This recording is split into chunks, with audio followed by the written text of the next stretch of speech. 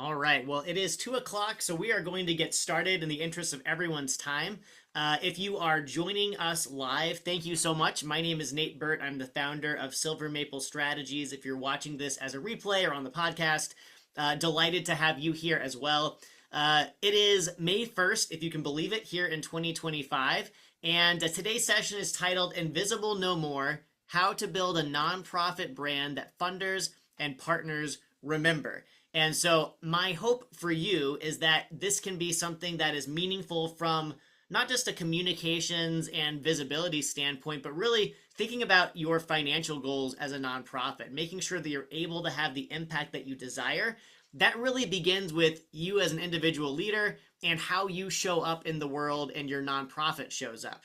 I decided to include a photo of a dinosaur excavation here for a very specific reason, and I'll share that in just a moment. But while I do that, if you have not yet dropped into the chat your name, your nonprofit, and where you're located in the world, please do that. Just want to make sure this is an interactive session, get to know each other a little bit, and really look forward to seeing who all's here today.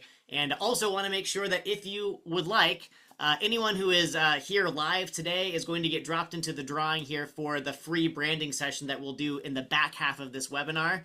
So definitely want to make sure that I include you as well. Okay, so why did I include a dinosaur here? Well, a couple of years ago, my family and I took a trip from the St. Louis, Missouri area where we live out to see my brother and his wife on the Pacific Coast in Oregon. And along the way, we had the privilege of stopping in Wyoming, and we absolutely loved one particular activity, which was going up into the mountains and actually digging for, in this case, it wasn't dinosaur bones per se, but it was fossilized fish. Like, many, many years ago, this area had been a seabed. And so getting to dig through the sandstone, having all of our 4 kids there looking for fossils, it could be very exhausting and frustrating, but man, when you found that fish or that those bones, you could see that there had been life here. There was a story behind this.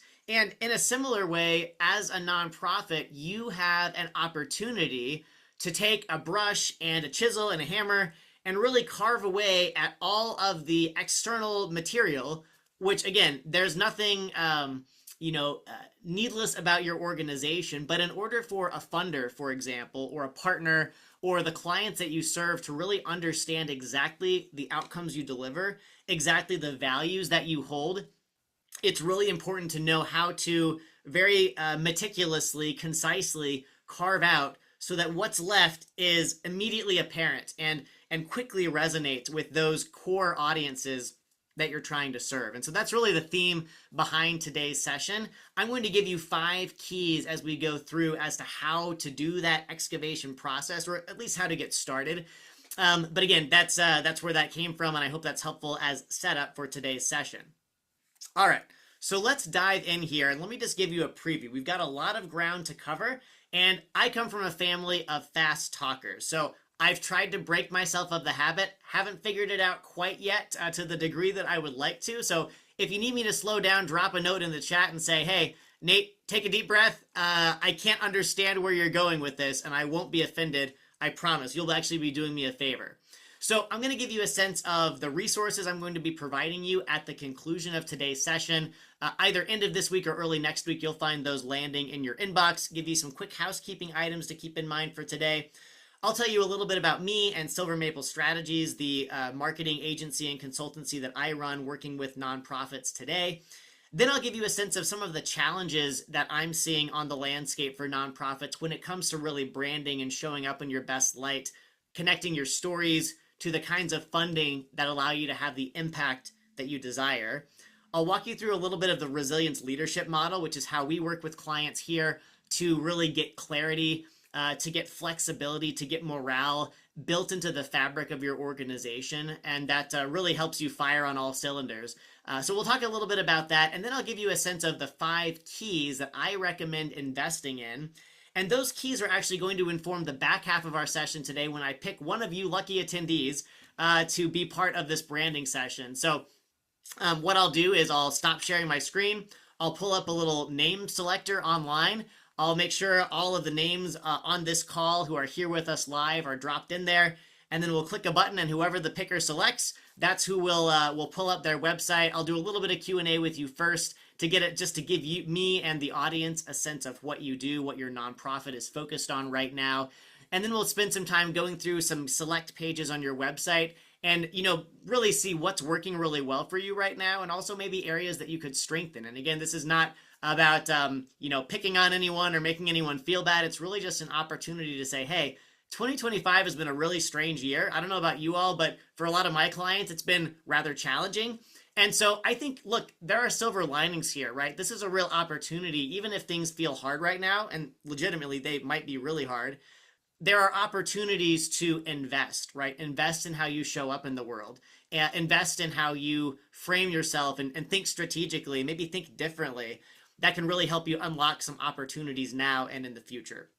Then I'll give you some homework. We'll do a little Q&A. I have a quick survey at the end, and we'll make sure you get those resources that I promised. Love seeing all the activity in the chat. Thank you all for dropping in your names and organizations. I see Chuck, I see Ellen, Patrick, Haley, and Pam, among others. Thank you all so much for being here, and really great to have such a diverse representation of organizations, geographies, etc.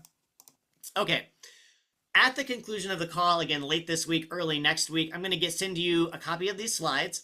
I will get you a copy of the recording, and I'll make sure you have what I call the invisible to visible messaging or branding clarity checklist. And again, this is going to synthesize a lot of the ideas I'm going to share today, just in a handy resource that you can check and say, hey, as you go back and talk to your organization, if you have a team, or if it's just you running the shop by yourself, that's okay, because I'm going to try to give you some pointers that you can think about in the months ahead. All right. So first things first, just a few housekeeping items. Definitely focus your attention on the materials, the ideas, sharing comments and questions in the chat. I really want you to feel the permission to be as engaged as possible here. I know that's not always possible, but to the degree that it is, silence those cell phones and desktop alerts. Please don't hesitate to ask questions. I'm aiming to have a few minutes of dedicated Q&A at the end, but I'll also check the chat periodically. And so if something doesn't make sense or you have an experience to share, please drop that in the chat. Definitely want to add value to you and to the others who are in the room today. And then suspend disbelief, right? One of the hardest things about being in your position is the idea of like, hey, Nate, all of your ideas sound great. I don't have the time or bandwidth to even think about this, much less do something with it. So just imagine if you were to consider or explore at least one of the ideas I'm going to share with you today. What could that mean for your clarity or your confidence as a leader? What could it mean to your team? What could it mean to your clients in terms of the impact you're able to provide, in terms of your budget, your ability to sleep at night, right? So if even one of those areas could use improvement, and one of the ideas you find might be worth exploring, definitely give that some serious thought. And then I love the Dan Sullivan framework of gap versus gain, right? When you're in the gap, you're thinking about comparing yourself to other nonprofits or other leaders or other people in different walks of life, and all of the ways in which you may be failing or falling short of your own personal expectations. But being in the gain means that you're not comparing yourself to anyone but where you've been in the past, right? So you've grown undoubtedly as a nonprofit from where you started. I think some of you may be relatively new on this call as an organization. And so the fact that you're even in the world now, whereas in the past you weren't, that's huge, right? Take credit for that. Be proud of that. And then think about what are the next steps I could be taking to accelerate my own progress in my career as a nonprofit leader. How can we accelerate our own organization's impact and how we show up in the world, right? You are truly in a league of your own. And so I encourage you to own that and really think about what success looks like for you in the context of what we'll be talking about today. All right. So who am I and why should you listen to me? Again, this is totally up to you, but I come from a journalism and communications background. So I started my career in newspapers and digital media, spent about a decade at Farm Journal, which is a US-based media data business solutions company, one of the largest in the United States serving agriculture, had an absolute blast, and then transitioned into my own marketing agency consultancy in October of 2022. So I've been doing this going on 3 years, working really closely with nonprofits in particular. And in our organization, we really focus on long-term strategic partnerships. So in a retainer kind of model, really looking at adding value over time and helping organizations develop resilience across their finances, operations, and strategic communications. I have a book, 7 Secrets of Highly Effective Social Impact Communicators, which is sort of the playbook for leaders like you who are doing purpose-driven work, and a podcast called Secrets of Social Impact Communicators, along with a newsletter. You can get all that on my website. I won't go into a lot more details there. I am a proud husband and dad of 4, and an aspiring farmer. My family and I live on about 8 acres. We have cattle, we have turkeys, chickens, garden, greenhouse. My wife is really the farmer in chief, and I am the labor and occasional strategy partner. So we have fun, and we certainly stay busy. But we particularly love to support causes like adoption. One of our children is adopted. We have a big passion for food and fighting hunger and supporting the work of farmers. So those are our personal causes and why I'm so passionate about working with nonprofits like you. And I'm sure you all have your own personal values and reasons why the work you do matters. And so if I can help you reconnect to that purpose and get on fire and excited again, as if you weren't already, right? Sometimes the cares of life, sometimes the challenges that we face really bring us down. So I hope I can bring some of that energy to you today.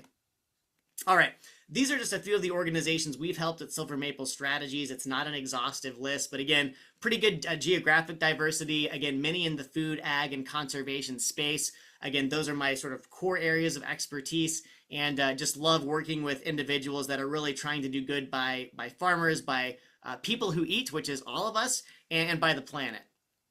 So my goal this year is to help 50 nonprofit executives, and you can see the kinds of transformations we're going for. Yes, they are tactical in the sense that we're working on communications or operations or finances, but beyond that, the biggest transformation for me is the impact these leaders are able to deliver and their own personal sense of confidence, capacity, and creativity, right? Because that enables more funding. It creates greater impact for you and your team. So again, that's where we are headed, and really excited to be, moving in that direction this year. Let me spend a few minutes talking about some of the key branding challenges I'm seeing nonprofits facing this year in particular. And number one, I suspect, is probably top of mind for many, if not all of you, right? A lot of organizations right now are in caution mode. And let me be clear, let me validate, that is understandable, right? In particular, and again, I'm not making political statements here. I'm just making an observation as a journalist, someone who studies this space. The amount of flux and change that's happening, especially on a federal landscape, has had a big impact on a lot of organizations this year that depend on federal funding for the work they do within their nonprofit. And my guess is that probably hasn't stopped yet, right? We're probably going to see continuing ripple effects of that, whether it's funds that were promised or committed being cut or frozen or reduced. That creates a lot of uncertainty, right? We see that out in the private sector as well, with companies, uncertain about the economic environment. Are we entering a recession?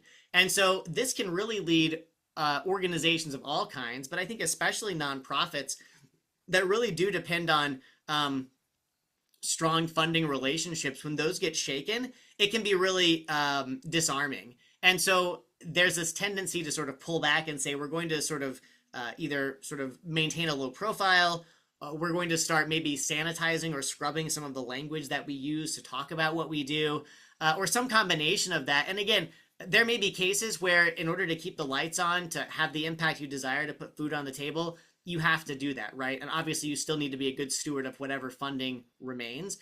In other cases, though, there may be a case to say, sort of step back and say, okay, what are we comfortable saying? What are the guardrails? We'll get into that when we talk about some keys to stronger branding in a few minutes.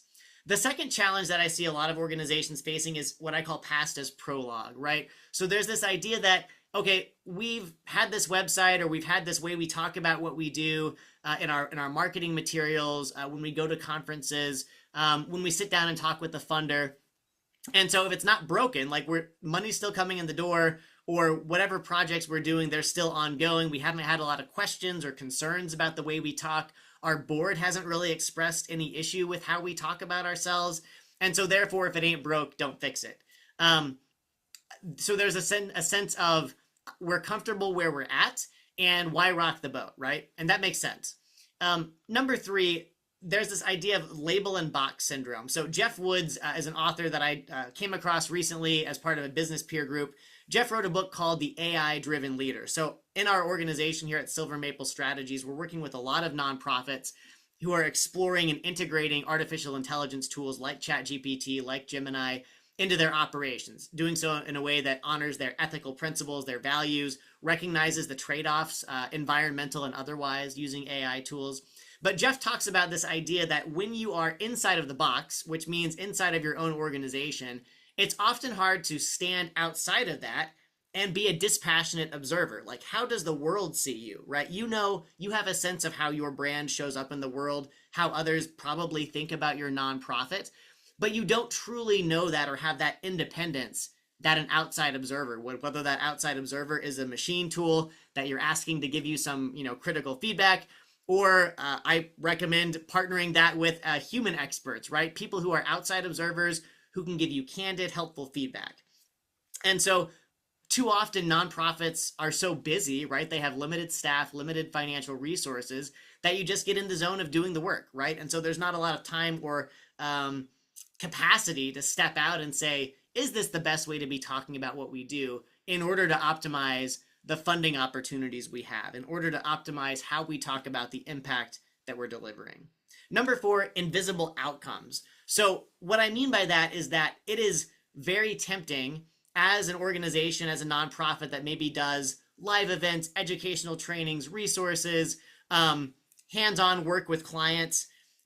Those things are very tangible, right? You can hold them, you can see them, you can publish them on your website. But what I see it too often is that organizations tend to talk about activities and deliverables at the expense of talking about the outcome that those things packaged together delivered. And so what I'm going to encourage you today, and I'll give you more ideas about this in a moment, is really start putting those outcomes front and center. Yes, the activities you do matter. The inputs that you're investing, whether that's research or expertise or facilitation, those things are your superpowers, and they're ultimately moving toward a transformation of some kind for the clients that you serve. So focus on the transformation is going to be a really key for you if this is something you struggle with. Number five is off-balance insights to audience ratio. So within your nonprofit, my guess, and we'll get into this when we do our live branding session, is that there are probably several key audiences that you speak to, right? One of them might be funders. Another might be partners that you work with to actually implement the work that you do to serve clients. Another might be, depending on how your nonprofit is structured, some have membership programs, some have policy angles or affiliates that are able to do education and outreach with policymakers at the state and federal level. In other cases, there may be other stakeholders that I haven't included. But the point is that too often there is sort of a one-size-fits-all approach to branding and to messaging for nonprofits, especially on their online presence, like their website, which is where we're going to spend a lot of time today. And so funders and others may say, okay, like, so what? Like, they don't see clearly and quickly how this speaks to them personally in the role that they have, right? And so you really want, for those who are holding a checkbook or those who are questioning whether to engage with your nonprofit or not, you want to leave no question in their mind as to what it is that you do, but also how they can engage with you. So we'll talk a little bit more about that in just a moment.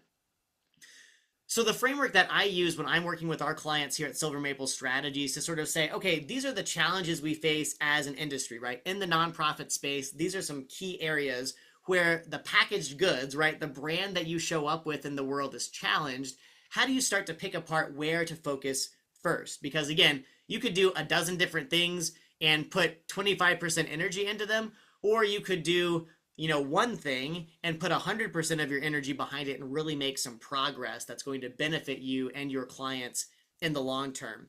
And so when we talk about resilience, that's ultimately your goal individually in your career and for your organization, for your nonprofit, right? And this is not something that you flip a light switch on, it happens overnight. This is an investment over the long term. As part of that investment, there are really three key pillars that we've identified here at Silver Maple Strategies. The first is morale, right? You and your team are bought into the mission. You feel a sense of optimism. You can observe progress. And again, in 2025, candidly, that can be really challenging, right? You're perhaps hearing about friends and colleagues who've lost their jobs, who've lost their funding, people who are trying to reorient themselves to this new environment. It can be very disorienting. And so the risk here is that if morale is not a priority, disillusionment sets in. And so that's what I want to help you avoid today. The second piece is flexibility, right? When the winds of change happen, are you able to move with that nimbly? Are you able to adjust because you've invested in really getting clear on your identity, really developing that strong brand? Have you developed those interpersonal relationships, not only with funders, but also with other partners and colleagues who are invested in this kind of work so that you can be very adaptable and experimental in your approach? If you don't, the risk is rigidity, right? And when something happens to sort of rock you, the risk is that you may break, right? Either psychologically or as a team, you become discombobulated. Maybe the way you talk is disorienting to people, and so they're not really sure what you're doing or where you're headed. So helping you build in a sense of both flexibility and stability that allows you to make progress and deliver real impact. That's the goal here. And then the third and final pillar of resilience is clarity, right? Clarity about how we talk about where we're going internally with our partners and with our funders, but also how we show up on the outside, right? Too many nonprofits are secrets in disguise, right? Are a best kept secret, right? And so you have lots of expertise, tremendous depth of knowledge and experience, both, maybe academic experience, but also lived experience, and various disciplines under the umbrella of your organization. And yet too often your authority, your thought leadership is absent, or maybe an occasional LinkedIn post versus a steady stream of insights and perspective that really helps people get to know you. Because ultimately nonprofits are made up of people, right? The people are doing the work. The people are having impact on other people. So how do we bring those faces in people's lives and experiences to the forefront? That's clarity, right? When you don't have that, what you're left with is ambiguity. And that results in sort of a strategic mismatch that maybe leads you to not being clear, not being prepared when new funding becomes available that you want to apply for, maybe not being clear enough with funders or partners. So it's immediately apparent to them, like, we have to work with them. We know that they are going to deliver value for every dollar we invest with them. And so that's what I think it takes to get to the point of thriving financially and operationally. And again, keep that in the back of your mind today as we go forward. So the 5 keys I want to address in greater depth are the following. The first is anchor in a bold future, right? If you really want to thrive from a branding standpoint and really show others why you're in this for the long game, it really helps to have an anchor in something big you're working toward, right? And maybe you haven't defined exactly what that looks like yet. Maybe you just know the area in which you want to work, and that's okay. But what I'm going to challenge you to do today is really think about, what do you want to be in 2 years, in 5 years, maybe even in 10 years, right? I'm a strong believer in sort of multi-generational thinking, right? Because all of us know in purpose-driven work, unfortunately, life is really short, right? We only have a short amount of time to make a difference.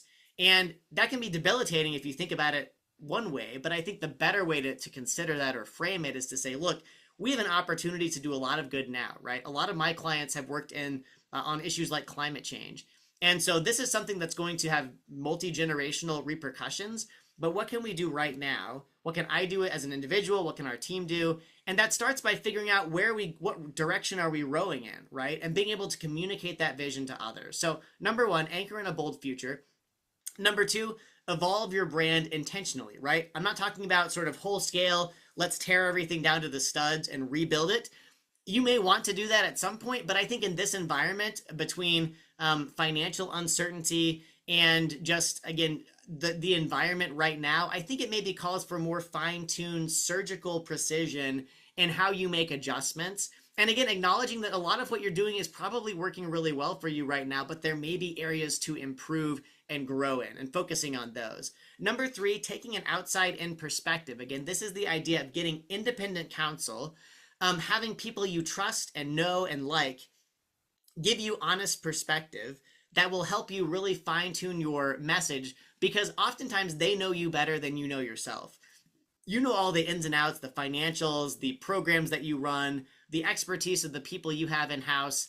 But in terms of how to talk about that in a way that is concise and clear and empowering to people, it may be helpful to get some outside perspective. Number four, highlight outcome centric messaging, right? So again, focusing less on deliverables and activities and more on the transformation that you're delivering is going to be so powerful for you. And then finally, translating your values into audience clarity. And what I mean by that is speaking to the specific audiences that you and your organization really need to reach to be as effective as possible. So funders, stakeholders, partners, board members, the clients that you serve, depending on the kind of nonprofit you operate, really helping them see very clearly, why does this matter to me, and who are we prioritizing, who are we helping? Okay, I'm going to pause there and take a drink, and then I'm going to give you just a few more insights on each of those 5 keys. If you have a comment or a question, I want to encourage you to drop that in the chat now. I'll run you through those 5 steps briefly, and of course give you the slides as a follow-up. And then we're going to jump into picking a name out of the hat and moving into our branding session on the fly in today's call. So I'll take a minute, drop a question or comment you may have into the chat, and then we will move into the back half of our session today, including that branding session.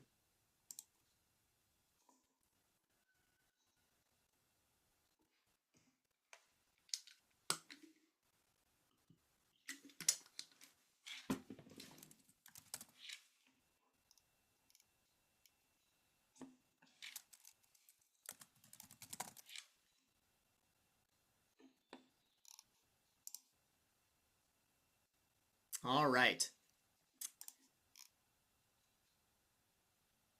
Yeah, great question. So Pam asked in the chat, does a board of directors count as external ears?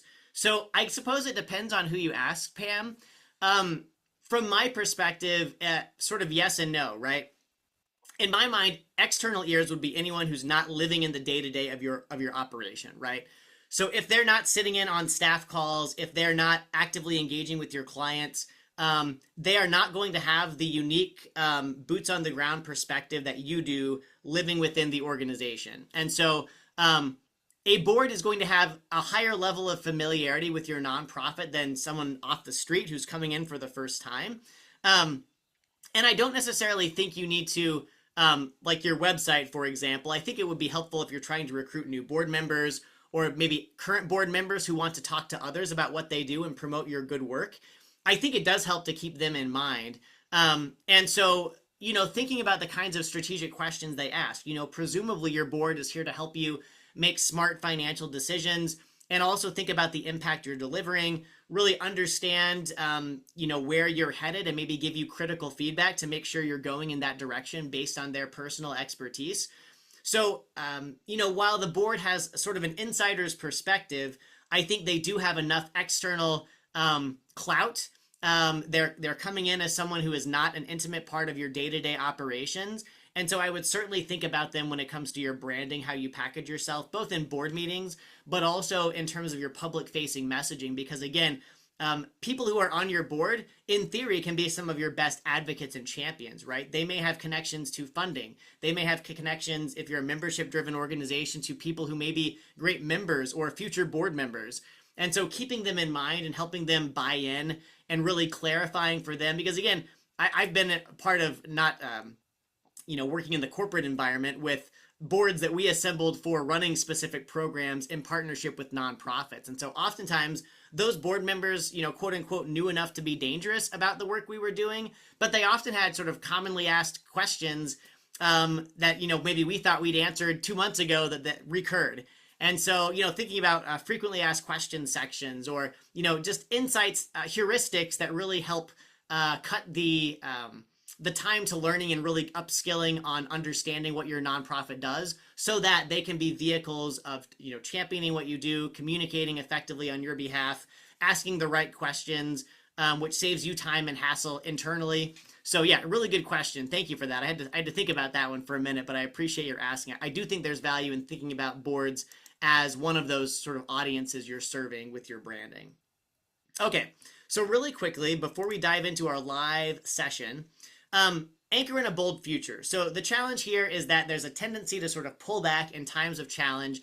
I think there's a real benefit in investing in defining what that future looks like. And so in this sort of challenging environment, I think there are three steps, three keys to this. Number one, define the no-go zones. So if there are specific keywords or things like that that you can't say or that may pose a challenge, you're going to have to decide, are we willing to stand our ground on this? Is this issue important enough? And in many cases, you'll say yes, like I'm not backing down on this. In other cases, you may say, look, for the purposes of this current season, we're going to reframe. We're not backing off of this commitment that we've made, but we may need to talk about it a little bit differently. And so you need to define that as an organization. Talk with your team, talk with your clients, your board, what you're hearing in, whatever circles you get funding from, whether that's Washington or elsewhere. And then you have to make the call, right? That's part of leadership, is making some of those challenging calls. Work with ChatGPT or an AI tool to really get those hard questions and anticipate objections, and then figure out where you're going to draw the line in the sand, and then write that down so you have an internal guide at the least. Secondly, really reframe the game, right? Don't only showcase the things that your organization does, but really focus on what are you learning? What are you mastering? What are the transformations you deliver better than anyone else, right? How have you evolved as an organization? I think funders really value understanding, being active learning partners, right? Because you're giving them insights that are going to inform their future funding decisions. So think about opportunities there to really talk about what you're learning, how you're growing, and how that's informing the impact you deliver. And then finally, emphasize action over sort of being frozen in the headlights, right? It's very tempting to sort of pull back, as I said earlier, but use this as a way to say, look, we're going to make an investment. We are moving toward a better future. That's why we exist as an organization. Let's define that future and define the first step toward that next step. Number two, evolving your brand intentionally. So again, this is my encouragement to you to do some kind of internal review. But that doesn't mean you have to, again, rip everything up and start from scratch.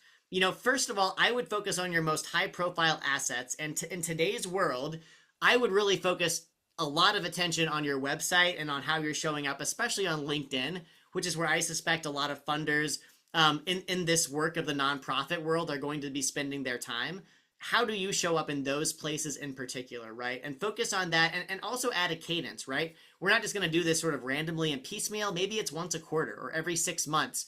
We're going to review and update our language, our brand image based on what we're learning, so that we are accurately reflecting to the world what we know today and how we're implementing that work and making impact. Refresh and don't revamp. I think that's, again, the focus on really being surgical, being selective. If what you're doing is working, great, but maybe there are a few subtle changes you can make. And then finally, again, ensure your brand represents you, right? Uniquely you, not just like this vanilla sort of, we do conservation work or we work in agriculture. Like, what exactly are you doing? How are you showing up and making change? And really think about that primary audience, right? Is your website, are your public facing resources really designed to inform funders? Are you a more of a membership driven organization, in which case maybe your members are the top priority for that website and your LinkedIn page? Again, I think there are ways to talk to multiple audiences, but think about the number one audience first and foremost and make that your priority as far as how you show up online. Number three, taking an outside perspective. So, own the box, right? You don't have to be an expert at telling your story, but find those who can help you outside of your organization, whether that's someone you trust, whether it's someone you hire, whether it's a friend or a past colleague. Getting some outside perspective on, okay, this is what we're trying to achieve. Do you see that coming through in our messaging and our branding will be really helpful to you. Prioritizing thought leadership. Again, in order for others to see you for who you are, we have to hear from you, and not just you as the sort of monolithic organization, but you as the individuals that make up your team, that make up your organization, maybe even that make up your board or your clients. Like, let us hear from them. That's how you're going to, again, allow others to more clearly see and feel and understand who you are. And then I would definitely encourage you to leverage artificial intelligence tools to the degree that you feel ethically you can, as a thought partner, right? Something that can help you get outside perspective, challenge your thinking, not just as a time saver, but really as a strategy partner to interview you, to ask you specific questions. Again, I mentioned that book, The AI-Driven Leader, earlier, not being paid by them at all, but I do highly recommend the source material. I think it's really strong and also will challenge just how you think day to day as a leader. Number four, outcome-centric messaging. So again, finding ways to really create a library of assets, impact reports, data, surveys you've taken, case studies about successful programs you've delivered. Have those sitting on a shelf or a digital shelf somewhere so that you can quickly be able to use that to illustrate outcome on your website, in your messaging with funders, etc. Ask pointed questions, right? Are we clear about what we do where it matters? Use that as a way to, maybe dedicate a time in a standing meeting with your team, maybe some thought time on your own as an executive. Take 30 minutes and journal on this question, right? Are we being clear? If I were a funder coming in for the first time, what might confuse me? What might I have questions about? What are things we hear time and again that people just don't understand about what we do? How could we make that clearer? How could we dial that toward our outcomes that we deliver? And then again, just making sure that your outcomes and your activities are separated, right? The activities matter a lot, but what those activities ladder up to is outcomes, is impact. So really focus on that, whether you're putting together a grant or you are simply talking about it on your website. And then finally, translating your values to those specific audiences that matter most, right? I mentioned earlier, focus first and foremost on that number one audience. You'll have to decide who that is for yourself. But then wear your funder cap, right? Because ultimately, you can't do the work and deliver the impact without money. And so what would an executive who is holding a checkbook say about you based on your website? Like, what would they walk away from? Help them get clearer faster on what that is. Secondly, engage trusted executives, right? Find, again, this is the idea of going outside of your organization and finding people at a C-suite level or a program manager level, people who have funding decision-making authority, and say, look, if you were a funder, what would you be asking, right? Maybe even talk to people in the for-profit world, because again, they're all about packaging things, making sales. What are the really critical questions you might get, and how can you be prepared to respond to those? And then finally, don't shortchange yourself on your progress, right? So metrics and outcomes, those are really important to be able to have on hand, but also think about what my business coach, Ed Gandia, calls key indicators of progress, right? A lot of times in this work, change doesn't happen overnight, right? Change might happen over months or even years. And so you need to be able to look back on your own history as an organization and say, hey, this is how we used to talk about us. Look how much clearer we are now. Look how much more disciplined we are in our financial management, or how we talk about impact, how we engage our funders. So again, make sure that as you're focusing on all of these external facilities or focus areas, you're also giving yourself credit internally and celebrating how far you've come. So definitely never shortchange yourself. Here's a summary dashboard. Again, I won't dwell on this because you'll get this as part of the follow-up materials. What I really want to do now is move into our branding session. So I'm going to stop sharing and I'm going to pull up the little name selector here. So I know there are a couple folks on our call today who aren't nonprofits, which we are delighted you're here. But I really wanted to make sure that this is focused on our nonprofit friends. And so I'm going to pull this screen up. Hopefully you see this little name selector. This is all of the folks who represent a nonprofit on today's call. We're going to click this button and see who is going to be our lucky candidate. I did try to run this by everyone today so that you wouldn't be surprised. All right, it looks like Ellen is here. Ellen is our winner today. So Ellen, I hope maybe you're with us. And if you are, if you want to join us, maybe coming off of mute, and if you want to join us on video as well, that would be fantastic. I'm going to start with a few questions and then we'll take a look at your website.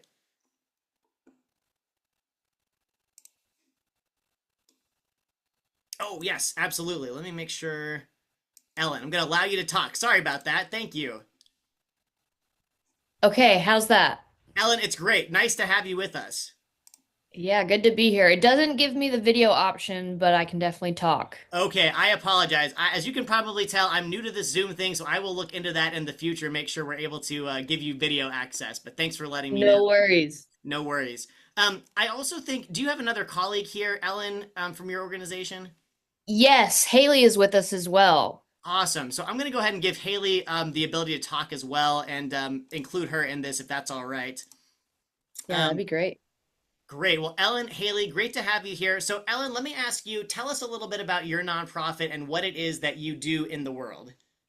So, we are the National Grazing Lands Coalition, and we started in 1991 in response to priority shifting from technical assistance for grazing land producers. Um, We started in 91, but we had one part-time staff member for the first 25 years. And in the last 5 years, we've gone from one part-time person to we were up to 18, but unfortunately, due to federal cuts, we're now down to 12. But 12 full-time staff members. And we do a mixture of education, both digitally and in person. We also have state coalitions in about half of the United States, as well as one tribal coalition. And then we also have 13 member organizations that appoint two board members who are farmers and ranchers to represent their organization on our board. So we have a lot of different people we answer to as well as different target audiences, but ultimately we are producer led and producer focused, and we represent all of the grazing lands, not a specific commodity, not a specific type of ruminant animal. It's I think a really exciting thing to be able to represent so many different types of producers. But yeah, that's kind of the main thing. I love that. Thank you so much, Ellen. Haley, is there anything else you'd like to add to that? Um, she covered basically all of it. Great job, Ellen. Awesome. Thank you so much. Yeah, thank you so much. Excellent. Well, thank you for that great background. So it sounds like, am I understanding that sort of the producer, again, you do serve a variety of producers, but that's really when it comes to your branding and how you show up in the world, that producer voice and focus really needs to be top of mind. Ellen, is that a fair assessment? Correct. Okay. Um, can you talk a little bit about what you define as a successful outcome for those producers that you serve based on those activities and various geographies that you serve?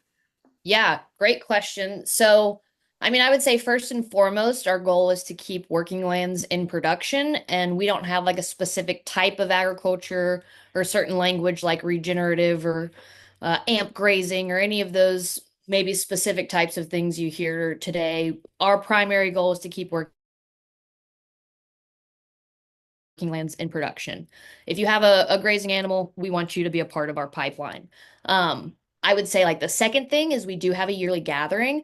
Every 3 years, we have a really large conference. And then in the in-between years, we do a bus tour, which you see on our pop-up right here. And the goal of that is it rotates around the country, whatever our location is. But the main takeaway is really the networking and kind of that.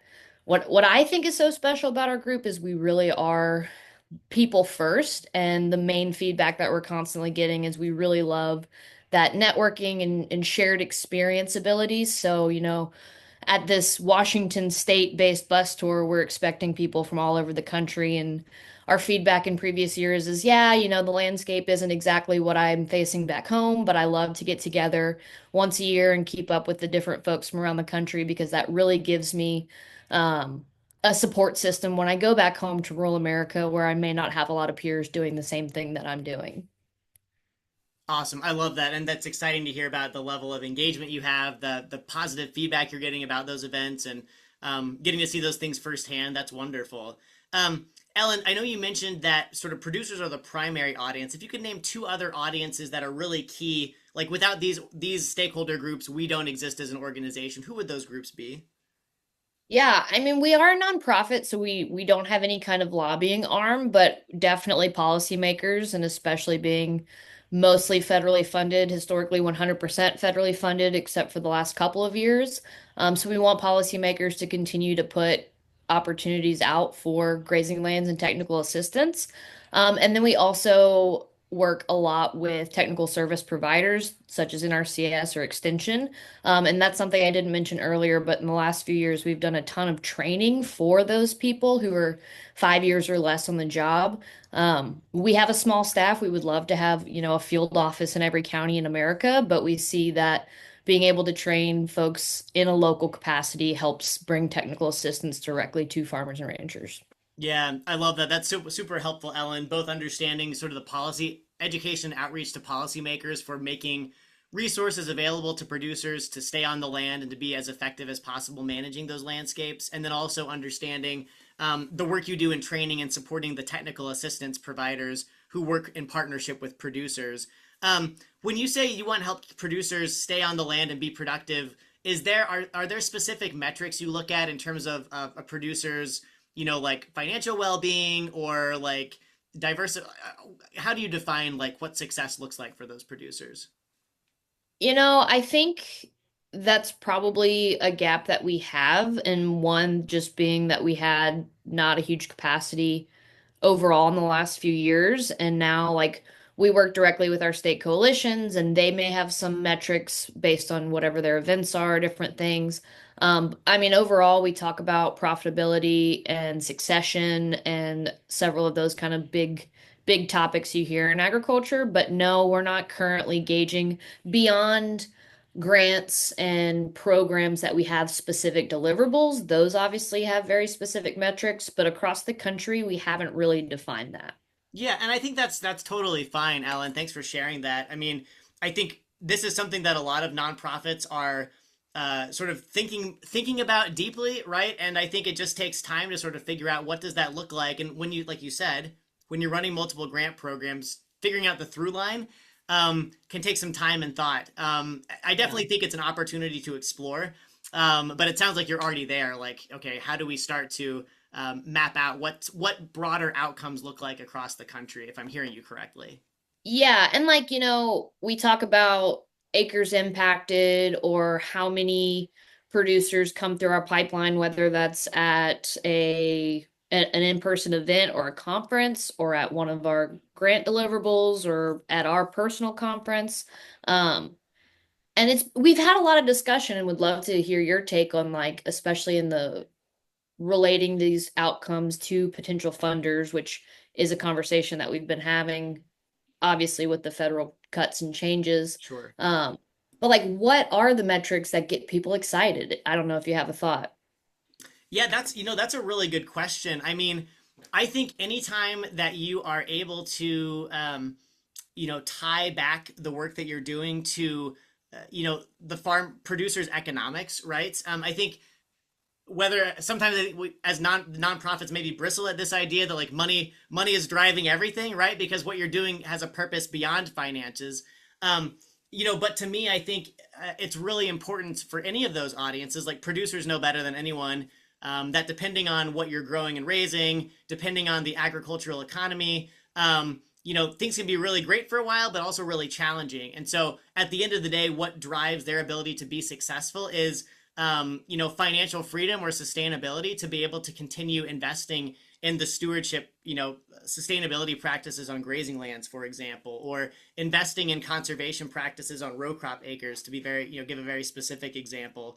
And then, of course, for policymakers or for technical service providers, right, they need to make sure that they are adding capacity to those producers to keep them in, to help keep them in business, right? If producers go out of business, technical service providers aren't going to have people to help, and policymakers are going to have severely impacted constituencies that matter to them. And so, I think anytime you can develop key indicators of progress that sort of speak to how the investments you're making both sort of have check multiple boxes. So starting with financial health and well-being on the at the farm gate, to the environmental stewardship benefits you're providing, to the capacity you're adding both financially and through knowledge and training to help them be more effective managers of those things on their own or in partnership with a technical provider.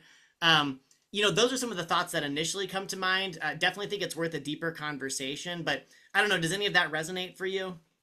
Yeah, that's really great feedback. Awesome.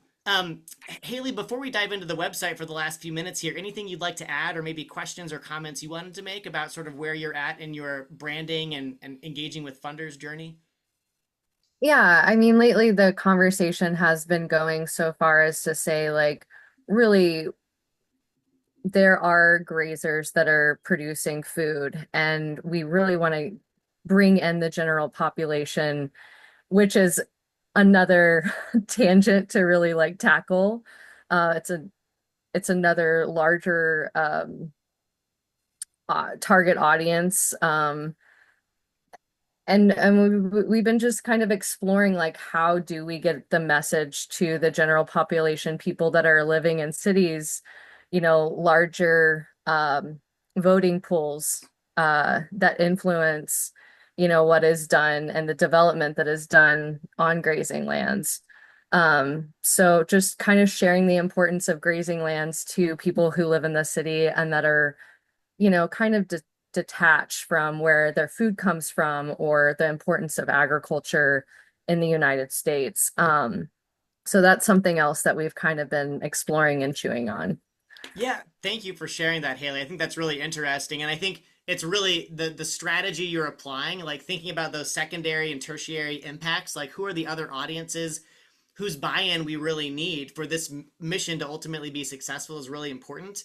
I'm guessing that you probably don't have like a direct channel at this point to the average, American, either in a suburban or an urban area, for engaging in that kind of way. But nonetheless, I think keeping that in the back of your mind so that when you're working with one of these three primary groups you've outlined, right, producers, government agencies, or policymakers and technical service providers, you're thinking in the back of your mind, okay, what touch points do they have to local communities or to people? How can we equip them with messages to bring back to their constituents or networks that sort of reinforce the value of these grazing lands? I think that's a really something powerful to keep in mind. So thank you for sharing that. I'm glad you're having those conversations. Um, Maybe let's take a quick look for the next couple minutes at your website. I'm curious, Ellen, from your perspective. I love the pop up here. I love the visuals that you've incorporated on your website, the color palette. Again, I will be the first to admit I'm not a branding expert as it comes to like visuals and graphic design. I really think about the message and how it ties back to your financial and operational goals.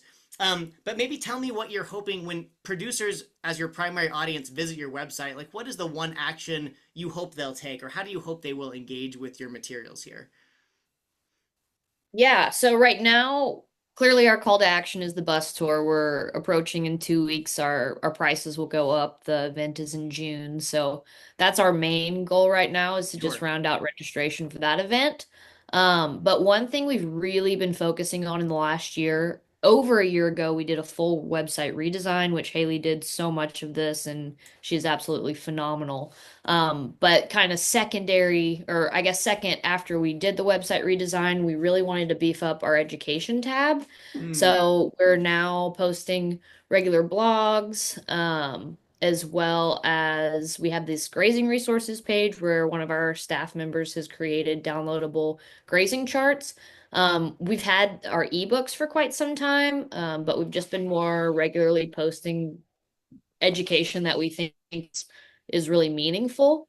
So I would say using these educational resources, signing up for our events, and then also our just regular events tab. We also post the coalition events. So a lot of times people will try to figure out like what events are applicable in their area versus just like one nationwide event. So we try to keep that up to date. And then as a communications person, I'm always wanting them to subscribe to our newsletter or follow us on social media. But currently, we don't really have that as a call to action, but we do have on our homepage a subscribe to our newsletter portion. awesome, awesome. I love that. And yeah, kudos, Haley. I think you've got a really nice website with depth to it, right? I think one of the things that I really advise my clients to do is really think about thought leadership. And so I love that you've really centered this in the producer, which is your primary audience. You've got the blogs, the ebooks, the grazing resources. That's really powerful. I was happy, Ellen, which I'm again not surprised as a communications pro, to hear you talking about getting people signed up for your newsletter. But I think that's really key, right? Build your audience. And maybe that's a future conversation. How do you build sort of and speak to multiple audiences, but get to them regularly? A couple of things to think about, I think, on your website, which again is beautiful, and I know you spent a lot of time and effort building it. I think a couple of things, the first thing I would point out is when it comes to some of this big call out text, I absolutely love that because it draws my eye right away. So you talk about the fact that National Grazing Lands Coalition is a dynamic force driving positive change in the agricultural landscape. Something to think about, and I know you're going to go into this more in your mission here, but in this larger text, I think you have a really great opportunity to define which piece of the agricultural landscape are you focused on, right? And of course, that's grazing lands. And maybe even how you define grazing lands, and then talking about what positive change looks like, right? So what I heard you say is, we've got some specific outcomes and metrics within grants. We're still working on defining exactly what those, maybe national scale outcomes look like. But I think you've already defined quite a bit of that, right? What for success for you is helping keeping grazers on the land, right? Helping raising awareness of maybe threats that exist to, and again, I'm speculating here, so push back on any of this.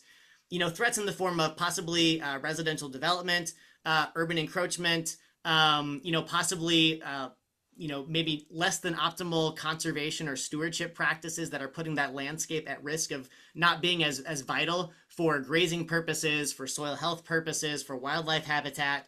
Finding a way to maybe capture some of those specific outcomes you're delivering for that specific landscape.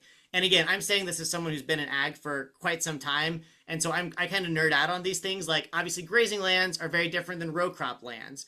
But just maybe using some of these really high profile opportunities to just underscore those points for folks might be something to think about. A second point to consider might be, and again, I know producers are your primary audience. I think maybe explicitly calling out funders and saying for funding partners, like a button, where it says support our work here. Really calling them out so that they say, oh, this is for me. Again, just some, as we sort of go back to the keys I was talking about earlier, I think maybe some of those more subtle tweaks versus like an overhaul. Because again, you've got a tremendous amount of core material here, and now it's just a matter of sort of maybe calling out and reshaping to really refine, this is who we are, this is what separates us from others, and this is how we are showing up for the producers that we serve. Let me stop there. I know we're about out of time. Does any of that resonate? Yeah, for sure. I completely agree with all of the things that you're saying. Awesome. And again, feel free. You are always welcome to push back. I would love to have more time to go deeper. I know we're about out of time today, but I just want to commend you and Haley both and your team. Again, the call outs here, the voices of your team, like Ashley, who please give Ashley my best. We've worked together in the past. I love getting to work with her. She said great things. Oh, I'm grateful. Thank you. But yeah, the farmer voices and faces, again, you have a lot going here. And I think there's a lot that all of us, me and attendees here, can learn from you all. So would love to talk about this further, but I hope this has been helpful. And I think just, again, thinking about how you show up, thinking about some of those small tweaks, and really leading with outcomes, really being more specific in the language. And again, this applies to everyone in this room today, is going to allow you to just quickly grab attention and really speak to those core audiences, right? You're doing a masterful job speaking to producers. And now ask yourself, are there ways that we can maybe speak more clearly to the funder audience or the technical provider, the technical service provider audience? And again, that doesn't have to be the lead headline on your website, but if there's a place where they feel at home and they can sort of engage and maybe open the door of content to everything you've created, could be an opportunity to explore. Yeah, this is all super helpful, especially Awesome. in only like 10 minutes. Yeah. Okay. Yeah, I'm sorry we don't have more time, but I'm glad it was helpful, and we'll Yeah. definitely follow up with you and everyone on the call today to see if if some further conversation would be helpful in the future. Thank you. Yeah, my pleasure. Thank you, Ellen, and thanks, Haley. I'm going to jump back to the Thank slides you. real quick, and we're going to close us out today. So I'm going to put up a quick survey on your screen. If you don't mind giving this a quick scan of your smartphone or just going to this website, this helps me make sure that I'm giving you the value that you need. It also gives you a chance to tell me, hey, Nate, like what else should you be talking about in the future? So I appreciate your feedback here very much. I want to encourage you as you're doing that, think about the next step you're going to take today. I've shared sort of 5 keys that I think can be helpful in reimagining your branding, right? Anchoring in a bold future, casting the vision for where you are headed as an organization, evolving your branding intentionally, not whole scale, but really targeted way. Number 3, taking an outside perspective. Number 4, highlighting outcome-centric messaging. And number 5, translating values into audience clarity. So of those areas, which one would make the most sense for you?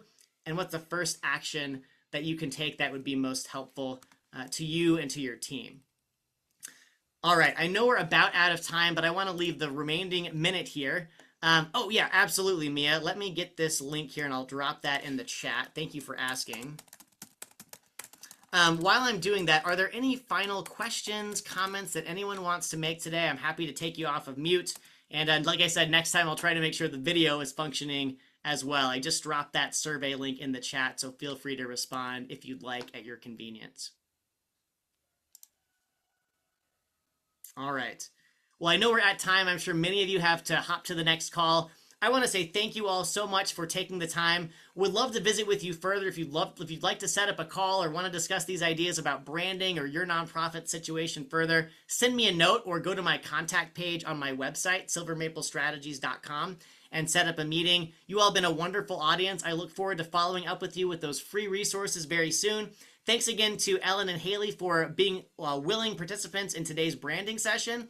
And for those of you who didn't get a chance to participate in the branding session, I'm going to follow up with you. I have a special opportunity to maybe do that with each of you as well at no cost. And I think there's a lot of learnings that I can have and hopefully something of value that I can give to you as well. So thank you all so much. Have a great rest of your week, and I'll talk to you soon. Take care. Bye-bye.